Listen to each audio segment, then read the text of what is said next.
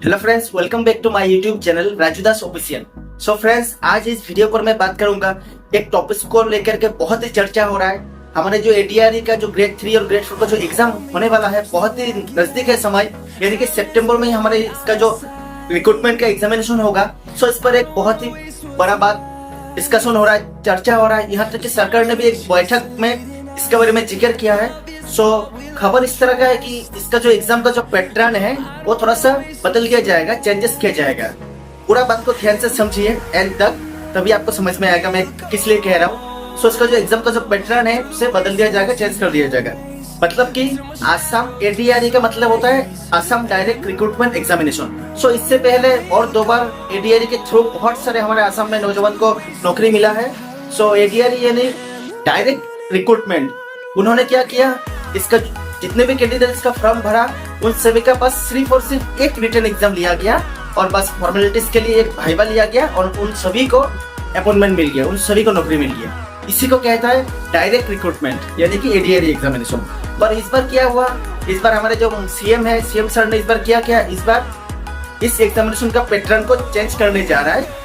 हमारा सीएम साहब इस बार प्लान कर रहा है कि एग्जामिनेशन है इसे 2-3 स्टेज पर किया जाए। जैसे कि पहले प्रीलिमियर, फिर आप अगर प्रीलिमियर पास करेंगे उसके बाद मेंस, अगर आप मेंस पास करेंगे उसके बाद ओरल। सो 3 हिस्से में 3 स्टेप में आपसे एग्जामिनेशन लिया जाएगा, उसके बाद आपको सिलेक्शन किया जाएगा। सो एक तरफ से ये हम सब के लिए थोड़ा सा बैड न्यूज भी है, क्योंकि आप खुद सोचिए एक पियोन का एग्जाम जो कि ग्रेड 4 8 पास कैंडिडेट का एग्जाम है, उसके लिए प्रीलिमियर फिर मेन फिर ओरल थोड़ा सा टफ हो जाता है। प्रीलिमियर, मेंस, ओरल ये आपका बड़े बड़े देश के बड़े बड़े एग्जामिनेशन लेवल का बात है। जैसे कि यूपीएससी पर होता है आपका यूपीएससी, एपीएससी, जो लोग उसका एग्जामिनेशन दे रहे हैं, फॉर्म फिलअप कर रहे हैं, उस सभी को पता होगा। उस पर सबसे पहले दिया जाता है प्रीलिमियर, उसके बाद मेंस, उसके बाद ओरल, उसके बाद वगैरह वगैरह बहुत सारा टेस्ट लिया जाता है। ठीक उसी तरह का एसएससी, स्टाफ सिलेक्शन कमीशन, ये भी हमारे देश के एक बहुत बड़े पर्याय का एग्जामिनेशन है। उस पर भी होता है आपका टायर 1 टायर 2। ठीक इसी तरह रेलवे में होता है सीबीटी 1 सीबीटी 2। और ये जो एडीआरई है असम डायरेक्ट रिक्रूटमेंट, जबकि इसका नाम दिया गया डायरेक्ट रिक्रूटमेंट, फिर इस पर एग्जामिनेशन पैटर्न चेंज करना एक तरह का अच्छा बात नहीं है, पर कर भी कह सकते हैं। उन्होंने सीएम सर ने जो कुछ भी किया जरूर कुछ सोच समझ के किया होगा, क्योंकि आज के दिन में इतने ज्यादा कंपटीशन हो चुका है, इतने ज्यादा कंपटीशन बढ़ चुका है, इतने ज्यादा बेरोजगार है, उसके लिए एग्जाम का जो लेवल है, एग्जाम का जो कैटेगरी है, उसे थोड़ा सा टफ करना, थोड़ा सा क्रिटिकल करना भी जरूरी है।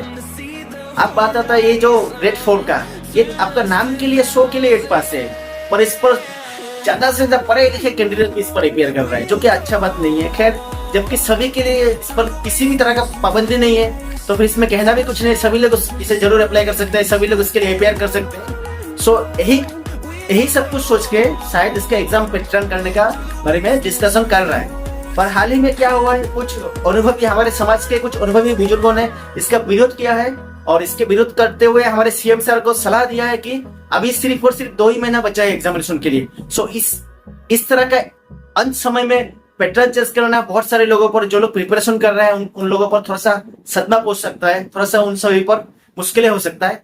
इस वजह से सीएम सर को सलाह दिया है कि वो इन सभी के बारे में वो एक बार फिर से सोचे, एक बार फिर से अपना जो डिस्कशन है उसे दोबारा करे और फिर एक बार अच्छा से अपना फाइनल डिसीजन सुनाए। सो हम सभी के लिए ये थोड़ा सा गुड न्यूज भी है, क्योंकि इशारा कुछ इस तरह ही कर रहा है। मतलब मैं 100% अभी तक नहीं कह सकता, क्योंकि अभी तक डिक्लेयर नहीं हुआ है, लेकिन 90% मैं, मुझे पता है, मुझे ऐसा लग रहा है, ऐसा होना चाहिए। ये जो एग्जाम पैटर्न है ये बिल्कुल पहले जैसे ही रहेगा, चेंजेस नहीं होगा, क्योंकि सीएम सर इस पर लगे हुए हैं। क्योंकि अभी सिर्फ 2 ही महीना बचा हुआ है, तो अगर अभी एग्जाम पैटर्न चेंज करेंगे सभी पर थोड़ा ना थोड़ा ये भारी पड़ेगा। सो इसी वजह से ये एग्जाम जो पैटर्न है डायरेक्ट ही होगा, एक ही एग्जामिनेशन होगा, दूसरा किसी भी तरह का एग्जामिनेशन, प्रीलिमियर, मेन, ये सब नहीं होगा। एक ही एग्जामिनेशन के तहत आप सभी को रिक्रूटमेंट किया जाएगा। सो इसलिए डरने का और घबराने का कोई बात नहीं है। जो भी लोग प्रयास कर रहे हैं, बिल्कुल निश्चिंत रहिए, प्रिपरेशन कीजिए, आपका एग्जामिनेशन बहुत जल्द है।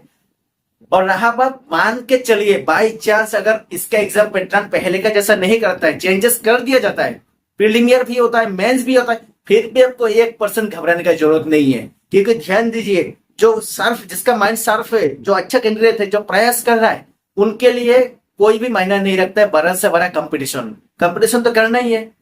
सो और सबसे खास बात तो ये है, अगर पैटर्न भी चेंज होता है पैटर्न चेंज भी हो जाता है फिर भी आपको 1% घबराने की जरूरत इसलिए नहीं है, क्योंकि देखिए सिर्फ और सिर्फ पैटर्न चेंज होगा, ना ही कि आपका सिलेबस। आपका सिलेबस बिल्कुल ऐसे का ऐसे ही रहेगा, आपको सिलेबस पे कुछ फर्क नहीं पड़ेगा, आपका सिलेबस बिल्कुल भी चेंज नहीं होगा। सो आप इसलिए बेझिझक रहिए, निश्चिंत रहिए, आपका वही सिलेबस में से एग्जामिनेशन आएगा, चाहे वो प्रीलिमियर हो, चाहे वो मेन हो, चाहे वो ओरल हो, सब बिंदास रहिए, कोई भी फर्क आपका सिलेबस पर नहीं पड़ने वाला है। आज का अपडेट ये आपको कैसा लगा कमेंट जरूर कीजिए। आपके मन में कोई भी सवाल है, कोई भी डाउट है, कुछ भी जानना चाहते हैं, जरूर कमेंट्स कीजिए, आपके हर कमेंट्स का मैं रिप्लाई करूंगा। और चैनल पर नए हैं तो इस चैनल को सब्सक्राइब जरूर कीजिए, क्योंकि इसी चैनल पर आपको जेन्युइन कंटेंट मिलता है और हमेशा मिलते रहेगा। फ्रेंड्स, मिलते हैं फिर बहुत जल्द एक और अनोखा अपडेट लेकर के। आज के लिए बस इतना ही। जय हिंद।